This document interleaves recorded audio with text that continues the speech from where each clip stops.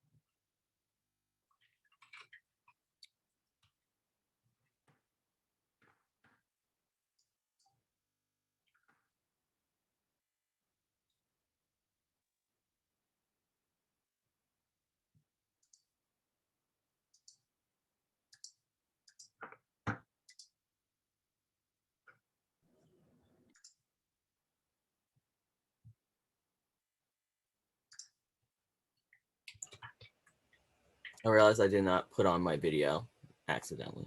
Sorry about the blaring, was it Lincoln Park. All right, let's see. Screen sharing.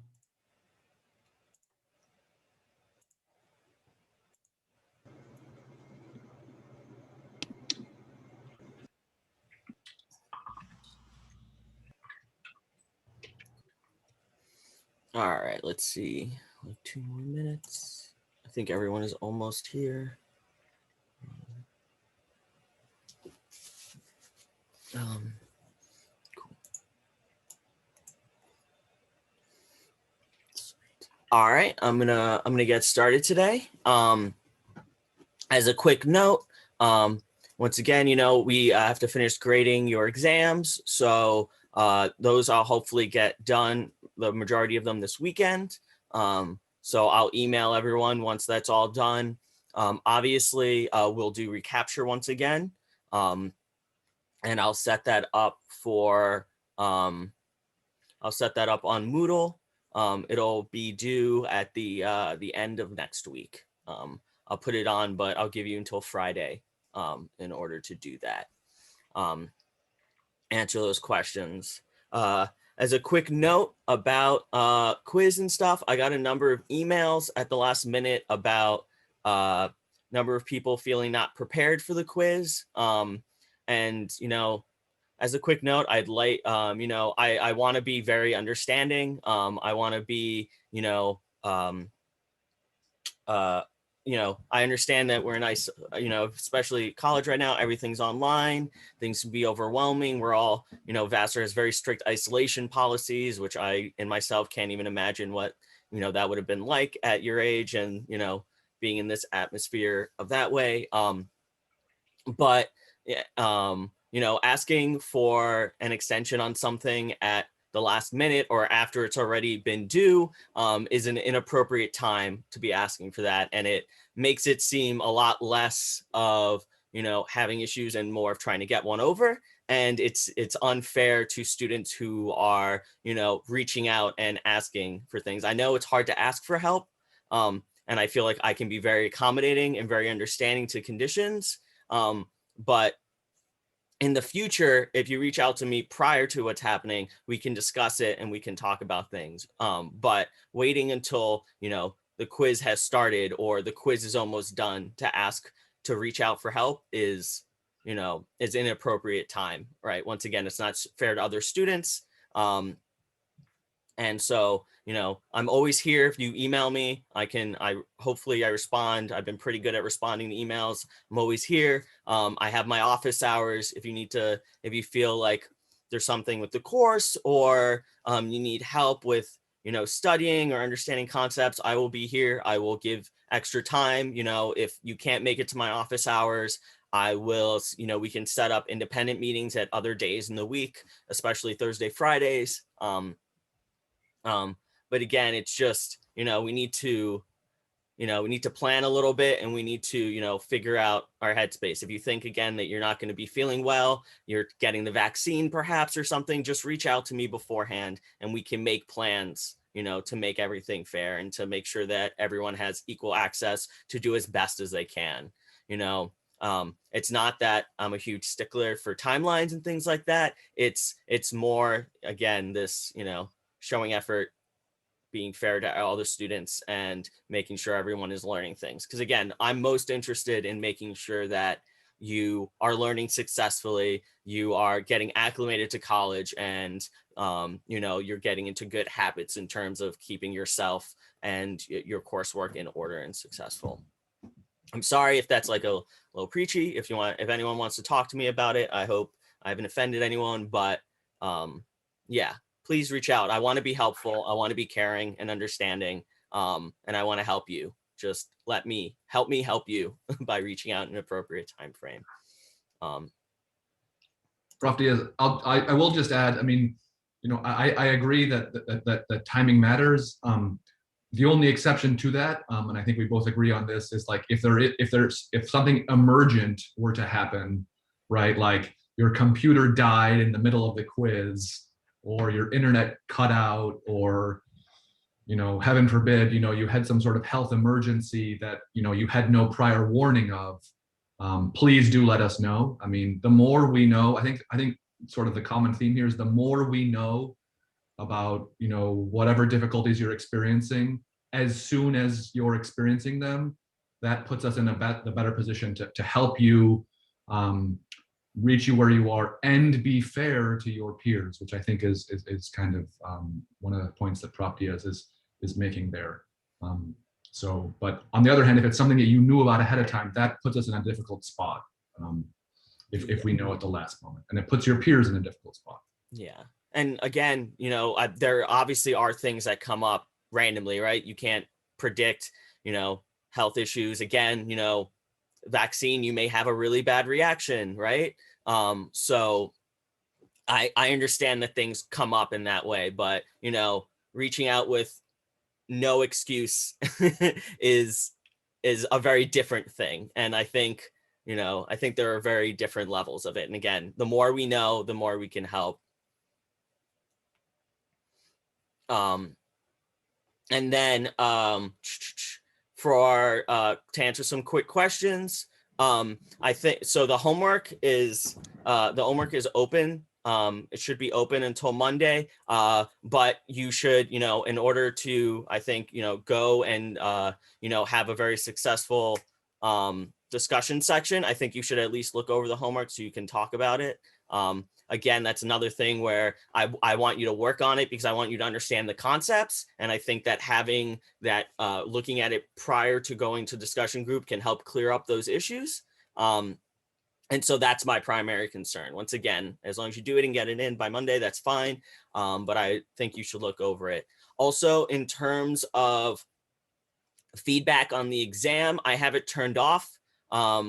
I originally didn't, but I have it turned off now so that you can't see any of the feedback on the questions yet, just because we do have people who are taking the quiz at different times, and I want to be fair to that, I want to be fair in that regard. So the feedback for all of those questions will be open once all of the exams have been graded. And again, that should be some point this weekend. If at the latest on Monday, I'll be grading in everything then.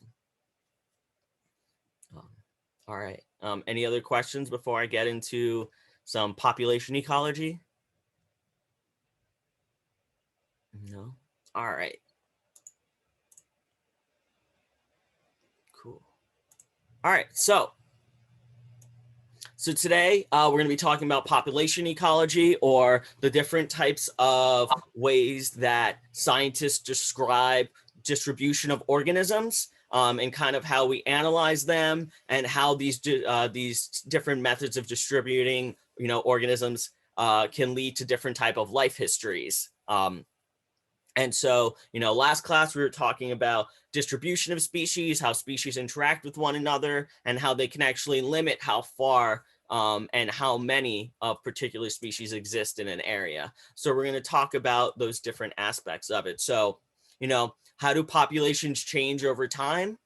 When we look at this idea, we define a population as a group of individuals who only mate with one another in an area.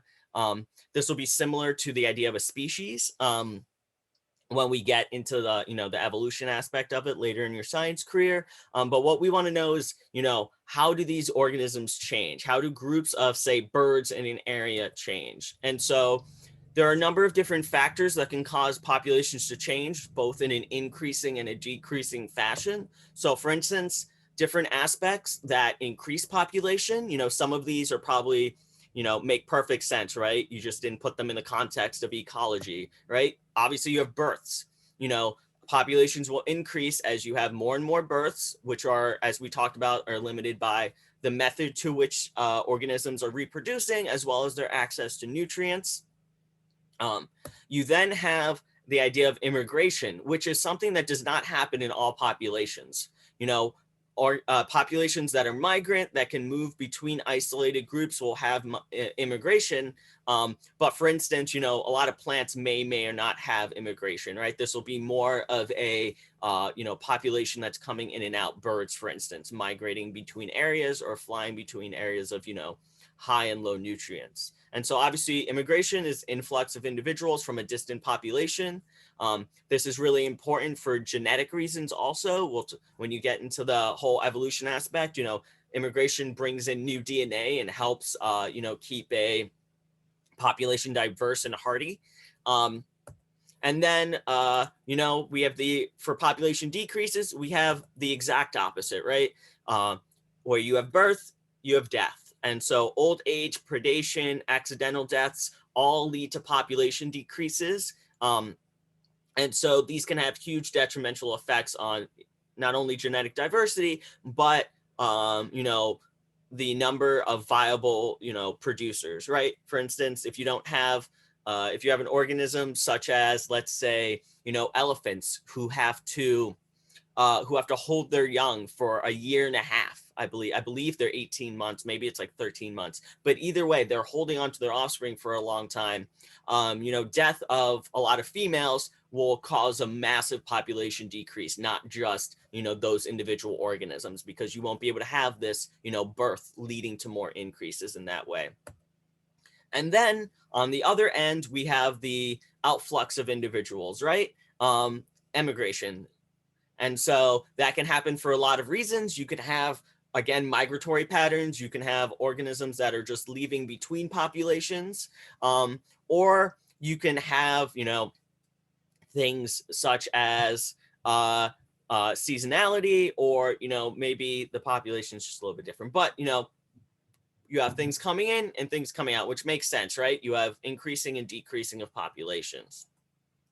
And so, how does interactions of species lead to population fluctuations is really what we're going to talk about in this way. And so when we study population ecology, the specific subsection, populations are often described by their boundaries and size.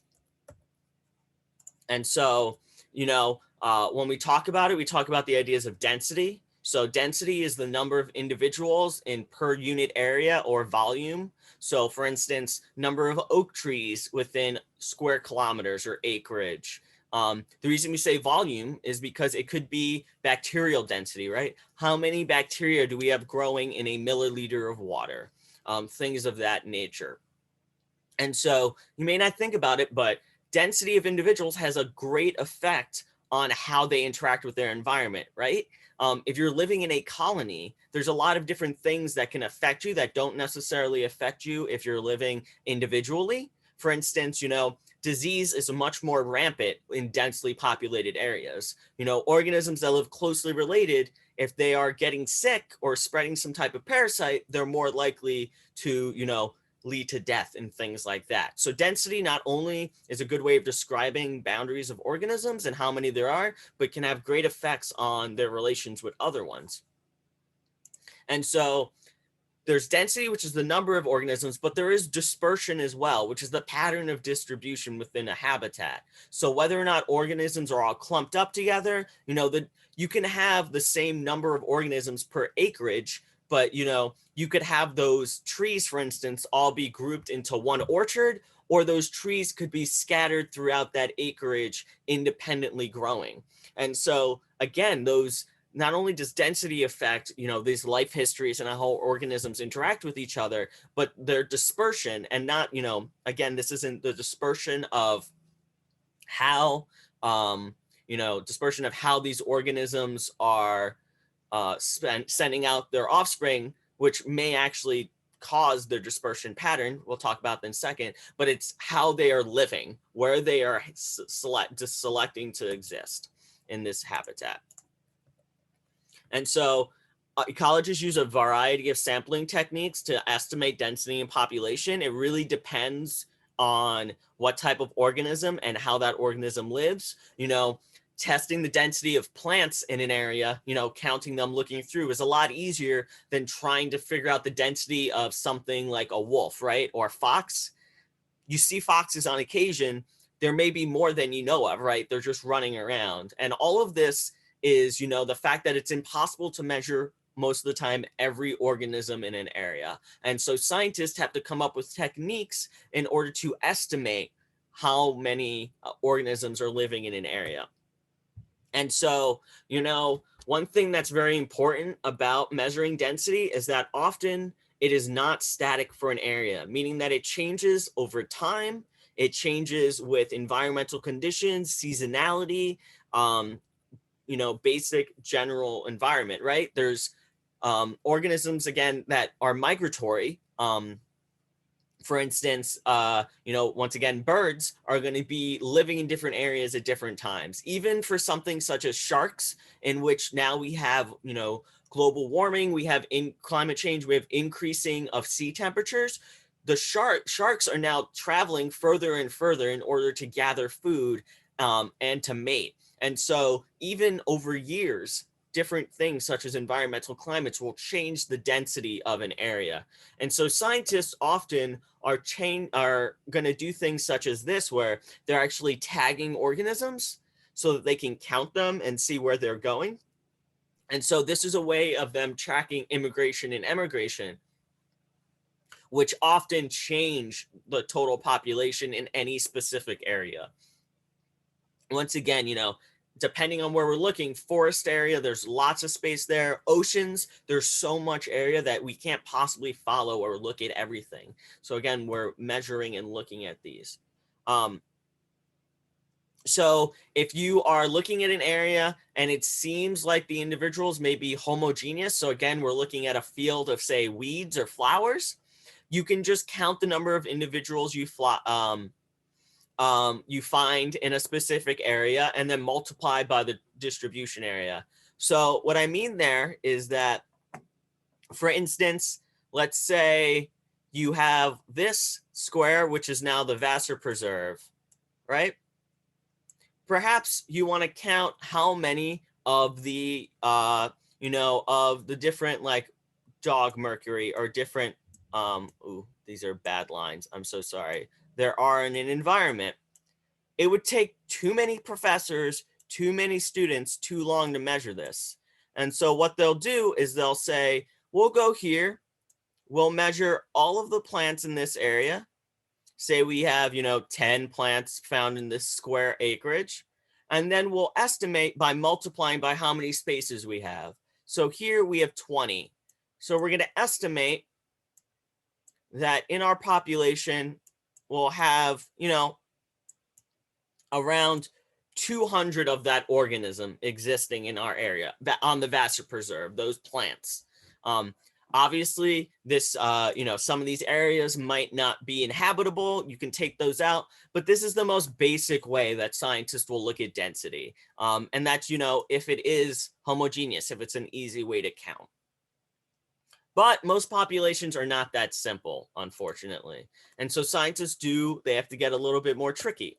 And so, they'll count something, say in a nest or something like that, right? But one of the techniques they often use is the mark recapture method, which is this idea of tagging individuals. And so what they do is they estimate population size. So this number, this big N here. And so what they do is they go out, they capture a bunch of butterflies, they tag all those butterflies, and then they release them. They then wait a certain amount of time, depending on life cycle, depending on, conditions. And then they try to catch as many butterflies as they can again. What they do is they then see what the proportion of butterflies that they caught are recaptured. So let's say, we originally captured, 10 butterflies. When we do a recapture, we catch 20 more butterflies, but only 5 of them were from the original set. And so N equals 5 times 20.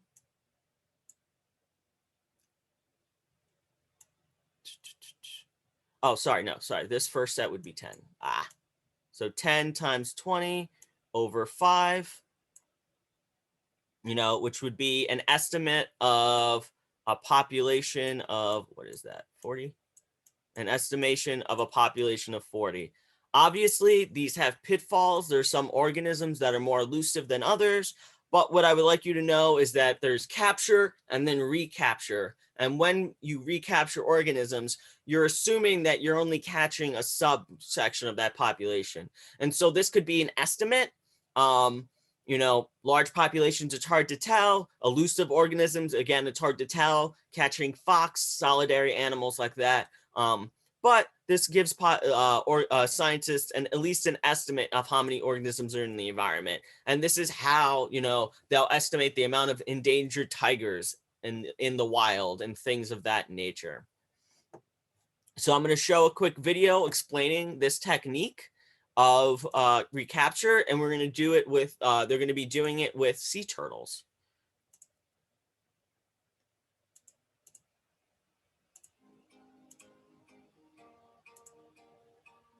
We are interested in how sea turtles are using the Gulf Stream environment.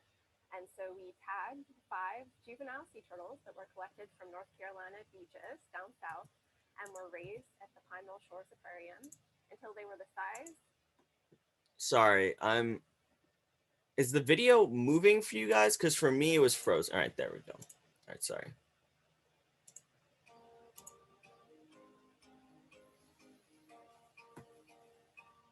We are interested in how sea turtles are using the Gulf Stream environment.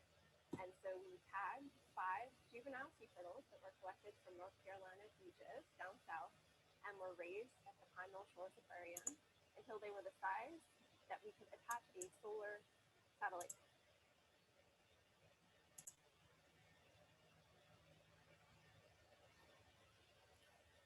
Oh, okay. I don't think it somehow stopped the screen sharing. Let's see. And so we tagged. We are better? interested in how sea turtles are using the Gulf Stream environment.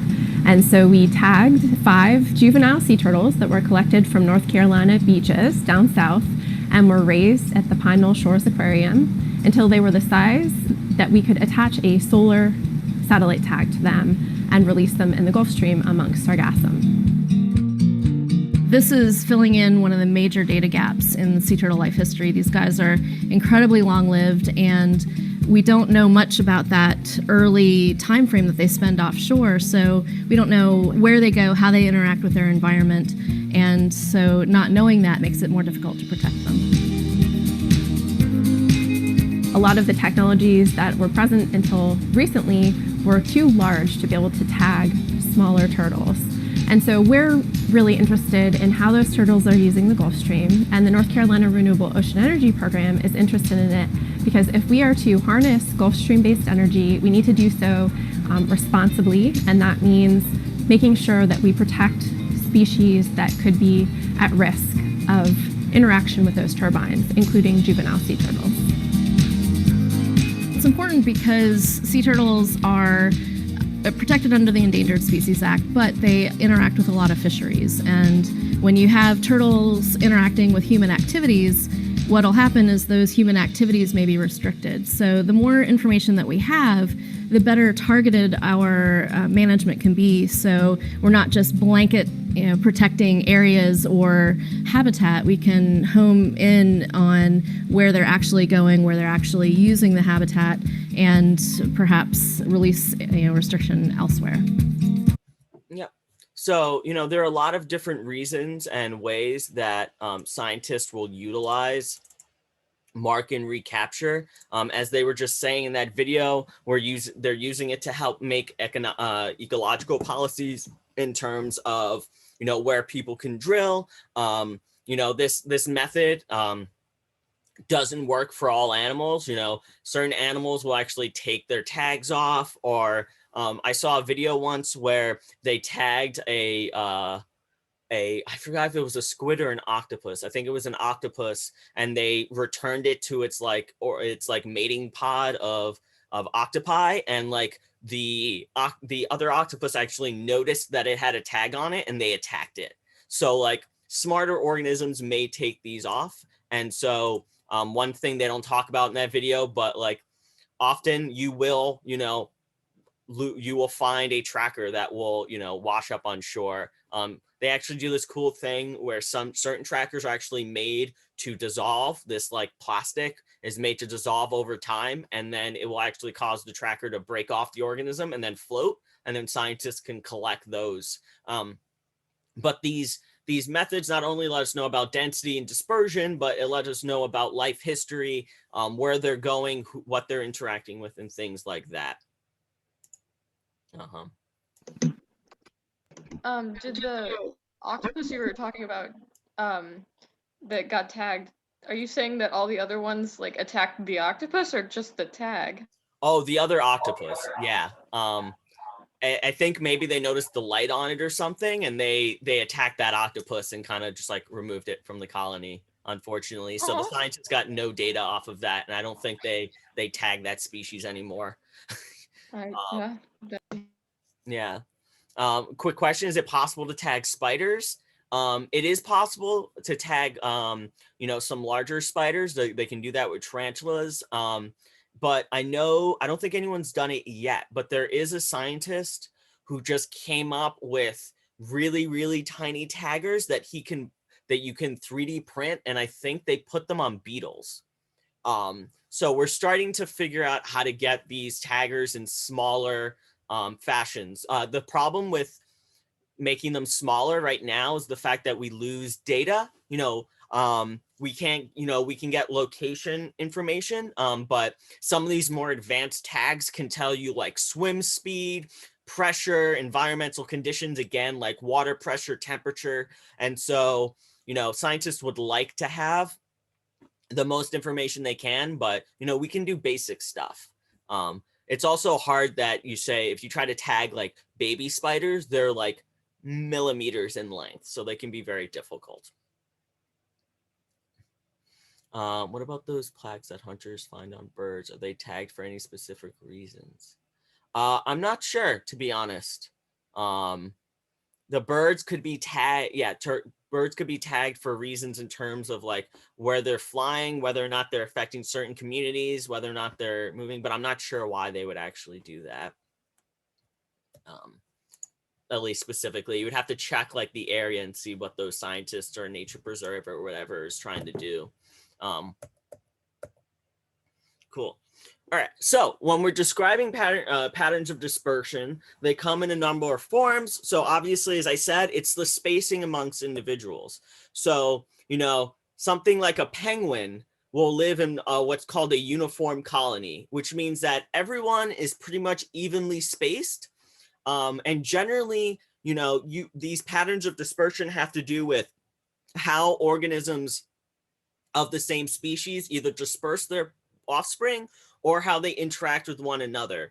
So for instance, penguins are living in a colony, right? They have their own space, they have their own nests, they're separating up their little individual territories, except, when it's cold and they're huddling and they're doing that community aspect. But again, they are uniformly distributed in their environment. They have their spaces. This can also happen though in plants. Plants will secrete chemicals to inhibit germination and growth of nearby individuals, right? So, plants, bacteria will release chemicals into the surrounding area and will either inhibit the growth or kill other organisms. And so it's possible that this uniform thing comes from, communal cooperation, but it can also come from territoriality and, fighting off other organisms to try to keep your appropriate, nutrients surrounding you. There's then the idea of, this is probably the one you can think of the most easily, which is random dispersion, some type of unpredictable spacing. And so for that, just think of dandelions. Just think of the fact that, each individual is completely independent of the others. They aren't relying on one another for some type of community interaction. Instead, they are randomly distributed because that's where they grow, or again, in the, the idea of dandelions, when they disperse their seeds, they're throwing them on the wind and then they're landing where they land. And hopefully that space has the proper nutrients for that organism to grow. And so that results in random distribution, right? Populations everywhere. And then the last one is this idea of a clumped group. Think of pack animals, zebra, elephants, organisms that live in an aggregate patch and live in a community, in a colony. And so, what's happening? All right. And so they may be associated with mating behavior. Plants and fungi are often clumped because they live in communities together. They have some type of sharing pattern. And so, each of these types of dispersions provides positives and negatives, right? Being randomly distributed makes it so that predators aren't going to necessarily find you, right? If you are just a bunch of foxes or rabbits that are living randomly dispersed in an area, the fox is never going to know exactly where to find you if it's trying to hunt, right? Being uniform or clumped means that you're closer to one another. Things that can easily spread, such as disease and things like that, can affect you more easily, right? If one elephant's sick, the other elephants can get sick in that area if you're interacting with them. And so there are a lot of ramifications that occur on life histories and what we can expect populations of organisms to look like over time based on these dispersion critiques. And so one thing you've probably heard the idea of demographics before. Demographics are really important in terms of animal populations as well as our own, right? It's not just a way of selling things to particular people online or making sure that your cartoon fits the appropriate age range, right? There are key characteristics of a population and how they change over time, how long they live, when they die generally, if they ever migrate, and then, obviously their age and their sex, these can affect, again, populations. As I said, elephants, they carry their offspring for a long time. If you remove all of the females through hunting, that death rate is going to increase way more than the life rate, and the birth rate is going to increase, right? And so scientists like to follow individuals for their entire lives.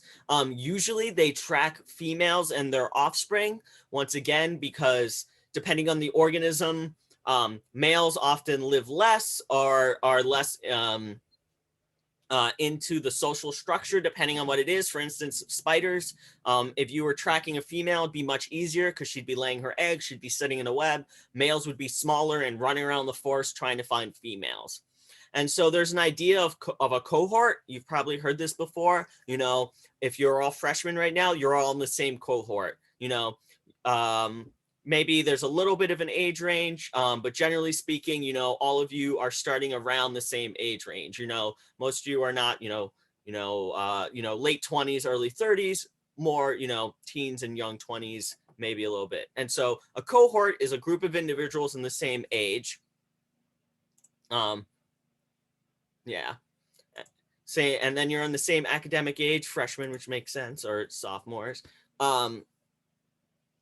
And so, you know, they have these idea of cohorts that they try to follow. They try to follow as many individuals in a group as possible and track their life.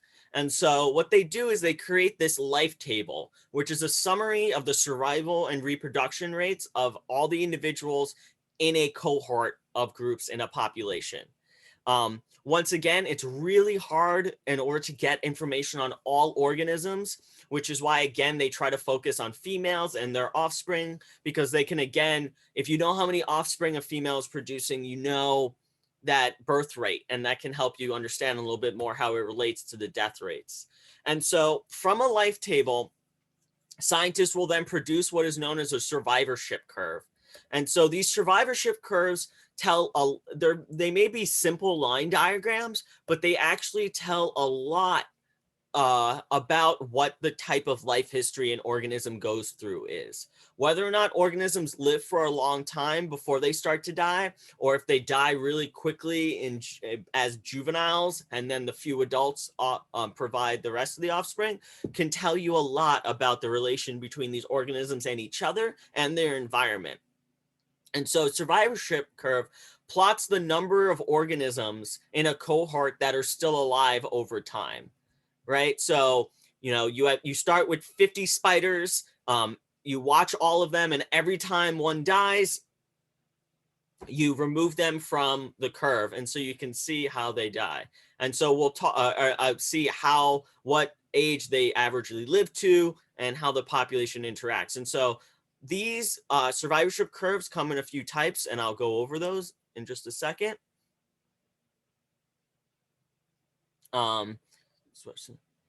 Sorry. Oh, and to answer a quick question, no, sorry. Killing off elephants would not increase the birth rate. I was saying the opposite. Sorry. Killing off the female elephants specifically would greatly decrease the birth rate and increase the death rate. I might have said it backwards in my head. But you can look at the rate of death and the average age of death in species. And so if you look at the slope of this line, so this one going down or this one kind of curving, you know, these aren't linear, so it's a little bit harder. Have to have a more complex equation. But the slope is constant rate of death. It's, you know, for this birds, they die at a constant rate, you know, 2 birds die a year, or a bird dies every 6 months, or something along those lines. When you take all this information from a cohort, this is what a life table looks like. So I'm just going to want you to know that, you know, how it's set up and how scientists use it. So for instance, you know, in this case, they're looking at both males and females in squirrels. And so they're looking at this cohort, you know, they have 349 males and 337 females. And so they look at, you know, 0 through 1 year. They look at these, they see how many there are. Hopefully they all survive. And then once they've aged a year, they count them again. And you can see now there's 252 and 248. So you've lost about a third of those squirrels have died. And so what scientists will do is they will plot each of these along an axis. You know, the x-axis would be the age, and then the y-axis would be how many are left. And so what we'll see is that female squirrels in this population generally live to be, they're generally living to be, you know, a couple years old, 2 or 3. Some will live as long as 10 years, but very seldomly. Males in this population are living 3 years less, you know, they're not getting to nearly as maximum of an age. And so that could be a sex issue in terms of, you know, life expectancy. For instance, spiders, you know, tarantulas, certain tarantulas, females can live 10, 20 years. Males only live 2 to 3 years. And so that can even give us a lot of insight into, you know, what's happening in those sex relations. And so when we look at survivorship curves, the first one that we talk about is a type 1 curve, which is what humans would be.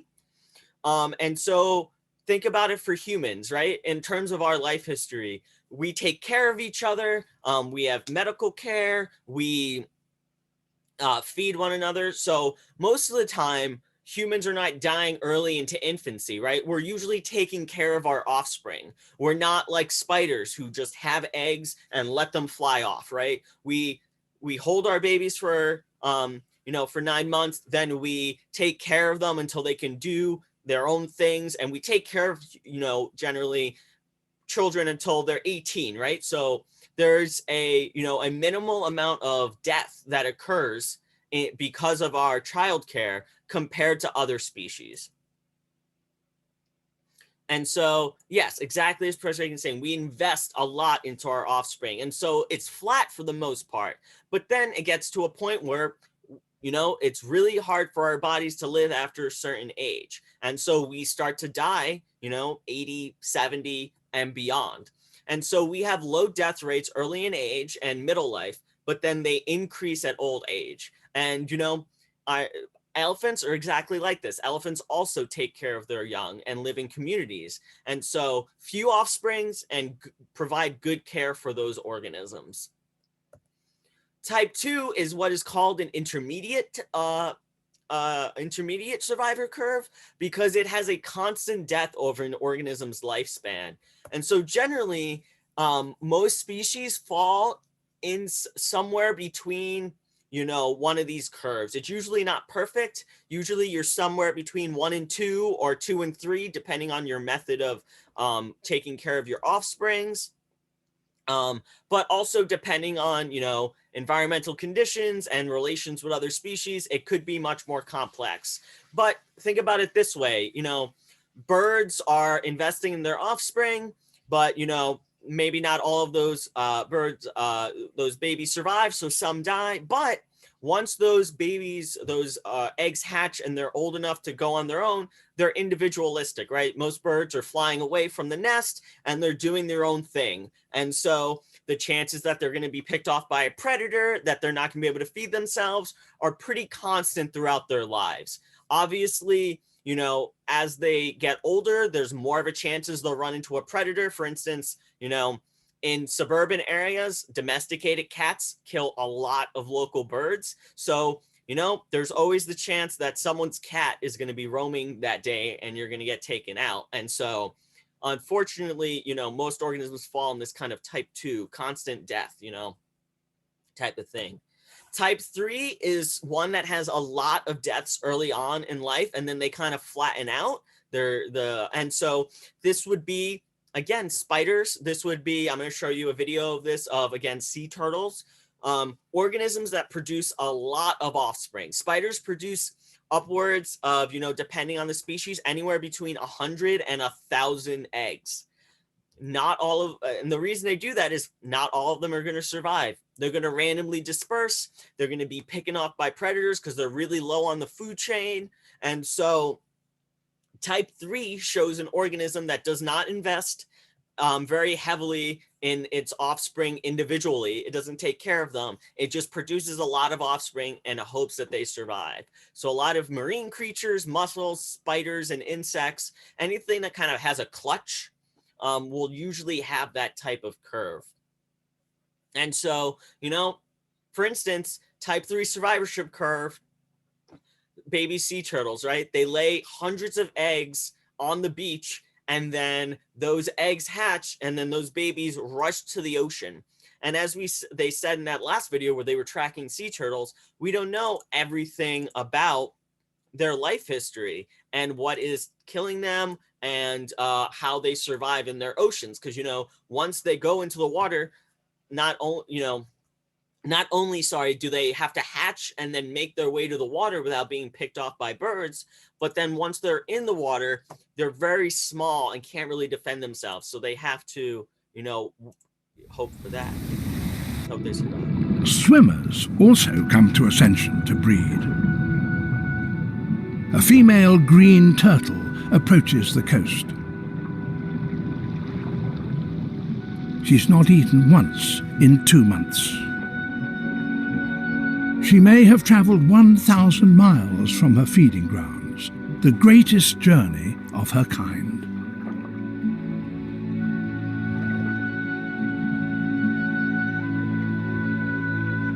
Many others are here too, resting on the sandy seafloor, awaiting the darkness of night when it'll be safer to visit the beaches.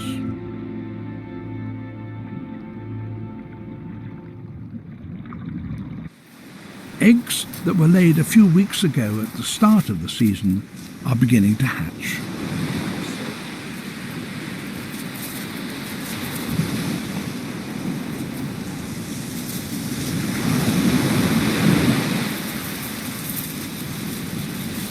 Most hatchings happen at night. Now, in the light of day, the young are extremely vulnerable.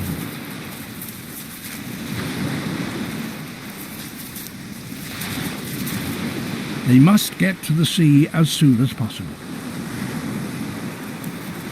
But their trials have only just begun.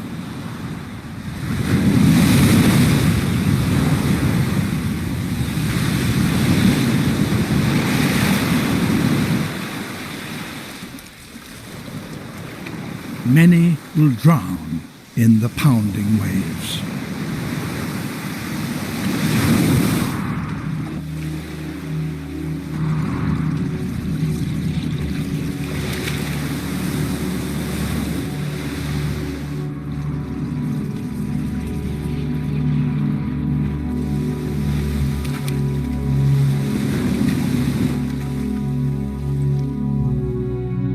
During the next 20 years, the vast majority will inevitably die. But those that survive will eventually, as their mothers did before them, return to the very same beach where they were hatched. How they find their way back across thousands of miles of open ocean, we still have no idea.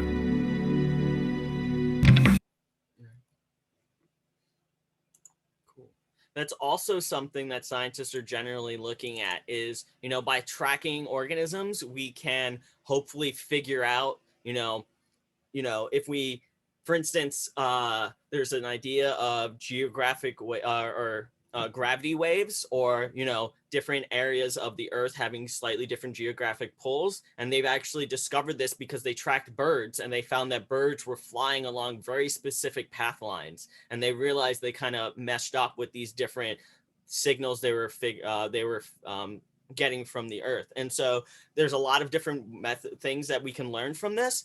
But yeah, looking at these survivorship curves, right? You have this baby sea turtle that can die in all these different ways because the sea turtle's just not providing care for it. And so, there are different methods in order to keep a species going. And you can think about it, the fact that these sea turtles will come and lay eggs, and then they'll go out, and sea turtles can live for decades, 30, 40, even up to, I think they found some sea turtles upwards of 100 years old. So, they are deciding to invest in a lot of eggs that will hopefully survive. And then when they're older, those sea turtles can keep procreating and living to a ripe old age.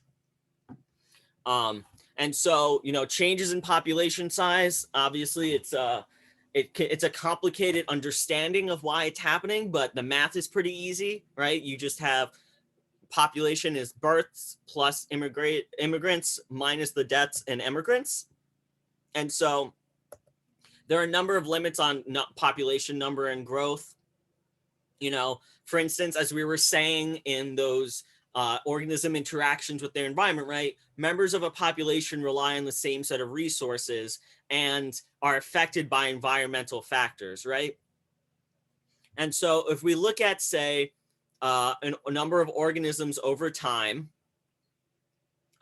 you'll see these different types of curves. And so what it is that, without resource restrictions, and I'll get more into this in a further lecture, population would just grow exponentially, right? And in our world, in humans, our population is almost growing exponentially, right? Because we take care of each other, we provide food for one another, we're not getting picked off by predators like we would naturally. And so there's this exponential growth phase in which organisms will keep going up. As they start to get closer to their what is known as a carrying capacity, which is the maximum number of population that an environment can sustain, it starts to drop off. So it starts to decelerate and it starts to hit an asymptote. And so this carrying capacity could change. It could also be a number of different factors. Again, it could be nutrients. For instance, if there's not enough nitrogen or water for plants to grow, you're going to be limiting the amount of plants that can undergo, photosynthesis. If they don't have nitrogen in the soil in order to make their proteins, amino acids, and everything like that, they're going to have a smaller proportion. And then that's going to have further up effects in the food chain. And so each environment has a maximum number of individuals based on limited resources. And generally speaking, there's this carrying capacity, but that carrying capacity fluctuates in its own right? So this is considered a stable equilibrium. It's fluctuating a little bit, but it's not exponential and it's not decreasing. And so this number of organisms over time could vary because of, seasonal resources. It could vary because of seasonality of predators and or prey or offspring. But what I'd like you to know is this carrying capacity. Every environment has a maximum number of organisms it can sustain. And this carrying capacity is obviously going to be different for each species and each environment. This fish may have a much higher carrying capacity in a lake or, an ocean that has way more, abundant plant life, or maybe they eat krill and there's a lot of that around or something. And so, scientists want to look at that carrying capacity. And so when you think of organisms' lifespans, they reproduce at very different rates. And so, for instance, we're looking at this bacteria that's growing in a lab. Over the course of 15 days, this bacteria is going to go from 1 or 2 organisms to 800, almost 1,000. And so, their lifespan is much shorter. Organisms such as, this seal is going to be having babies at a much slower rate. Their life expectancy is longer. Their lifespan is much longer. And so, just that organisms have very different time spans and their lives are very different depending on that. So for instance, mammals gestate for months, they live for years. So they're not going to be, their populations are not going to change in a short span.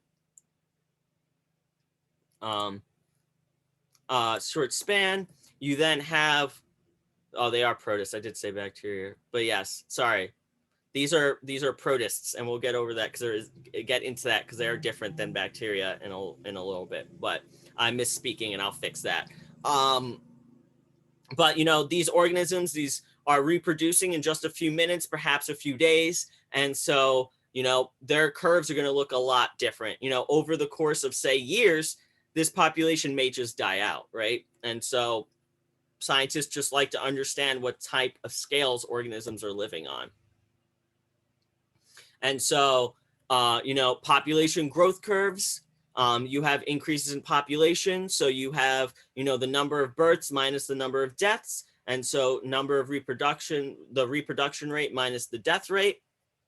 And so, again, if you have unlimited amount of resources, you have organisms growing with an exponential model.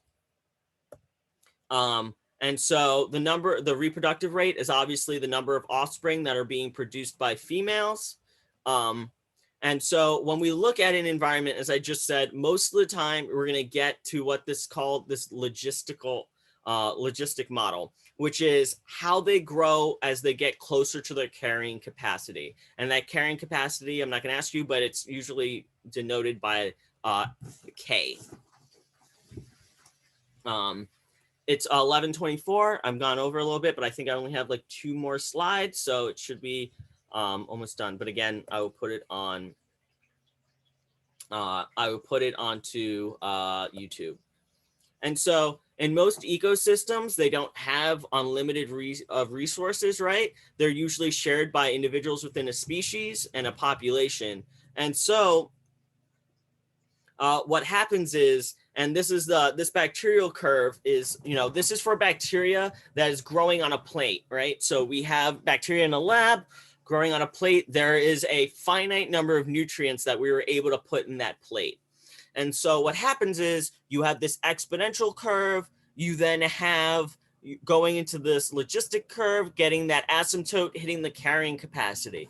If nutrients are not restored, it then kicks in what is known as the death phase. The fact that you have organisms that don't have enough nutrients, or maybe they're being brought back into the environment in a very slow rate. And so those populations can no longer be sustained. And so if organisms overpopulate, they can eat themselves out of food and they can start to starve to death. This is why we actually have hunting season for deer, because without having natural predators such as wolves in the environment to eat deer, deer are going to free reign. They're going to reproduce. They're going to keep having those adorable offspring. But what's going to happen is eventually deer are going to eat all of the trees. They're going to eat all of the grass. As it gets closer to winter and you start having more resources be more scarce, you start entering this death phase. And so by hunting and allowing hunting, we actually decrease the population of deer so that they never actually get to this carrying capacity. At least that's the hope, right? Because deer, if not, they're all going to starve to death. And there is a certain point where you eat too many plants or you eat all of the viable foliage that you can actually destroy the ecosystem from down up or up down in either way. And we'll talk about what are known as keystone species, or the idea that certain organisms are really necessary in an environment to keep this stability going. Let's see. So are there curves to check population for invasive species? That's a good question. So invasive species actually generally have these exponential growth curves. They start out like that, and then depending on the environment, they may hit a carrying capacity. Generally speaking, invasive species don't hit this death phase. They usually cause other organisms to hit this death phase because they're unable to get nutrients. They're being outcompeted essentially. I will talk more about invasive species in I think it might be on Monday or in one of the next 2 lectures. So we'll talk about how they affect environments and things like that. Maybe it's a little bit further. But yeah, invasive species would probably be exponential, and then exponential until they hit a very high carrying capacity. Oh, you're right. We don't have class on Monday, so it has to be. I would just be sitting here on Monday confused. All right, so that is all I have for you today. Obviously, you can ask some questions if you're interested. I have another video that I put just on shark migration if you'd like to watch it. That's up there. I just thought it was interesting how they track those and look at it. But thank you. Thank you, Professor. Thank you. Thank you. You're welcome.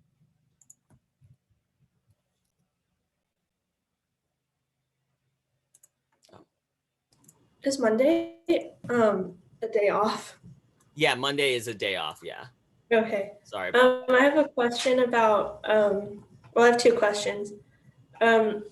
So we also do turtle releases here. But I was kind of confused how like in the first video we watched with the turtles, they release them when they're not like just born.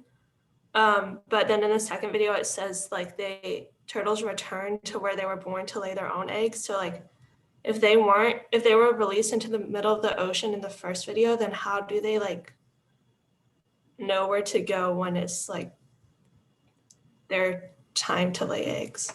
So I'm not exactly sure. So I think these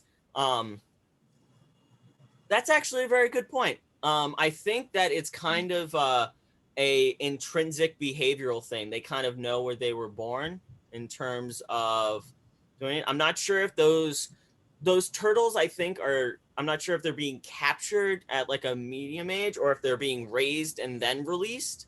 I think they're probably being captured at a young age and then re-released, so they know kind of where they were born. But again, we're not sure what cues they're using, right? They could be using, those gravity waves, or they could be using specific electromagnetic waves. A lot of organisms have methods of slight detection, or they can see colors and stuff that we can't. And so I'm sure it's probably something like that, because I don't think that they would, if they were raised 100% in a lab, I don't think that they would release them in that way. It's kind of like, when they keep animals in a zoo, they generally try not to re-release them because they don't have a lot of those natural instincts. So I'm thinking it's along those ways.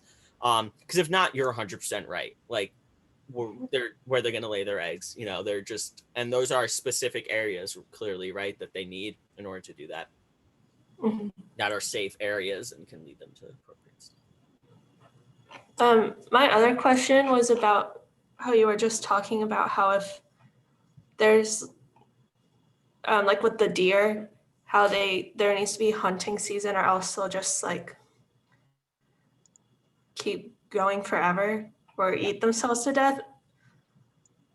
Is that kind of like this is kind of a dark thought, but like the same track that like we're kind of on because we keep using like all our resources, like the climate crisis. Like if we keep using all these resources and then are we gonna like technically end up killing ourselves if So we yeah, don't? that's the fear, right? Like, this doesn't have to necessarily be eating. It could be any other, nutrient in the environment, right? If we are to, if we continue polluting the environment and we destroy most of our water sources, right? We're only going to have enough to sustain certain small populations, if at all. So yeah, that's exactly the kind of idea. Even with the exponential growth and the fear that eventually we'll get to the point where we can't produce enough food in order to feed everyone. Those are both concerns with people. That's terrible. Yeah. Are there other classes on population ecology? Because I'm also taking a math class that we studied the model for population ecology, and I thought it was interesting. And pre-registration's happening now. Mm-hmm. Yeah, I was gonna say, I don't think there's a specific population ecology course that Vassar offers, right, Professor Aiken? I think that's right, but I would think that much of this would be covered in ecology. yeah, I was gonna say probably, right? But you could check. I think the people you'd want to talk to are like, I don't know, Professor Christensen, probably be a good person to talk to. Who else? Yeah, Professor Ronsheim. Nonsheim does a lot of stuff on the preserve. She does population ecology. Yeah. Okay. You could invent an intensive, Jade. Right? That's what intensives are for. You could pitch an intensive idea to somebody. Maybe I'll do that. Yeah. Okay, thank you. You're welcome.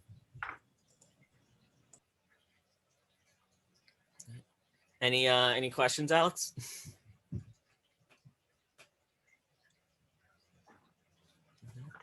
No? Okay, let's see here. Let's. Oh, Oh, gone. okay.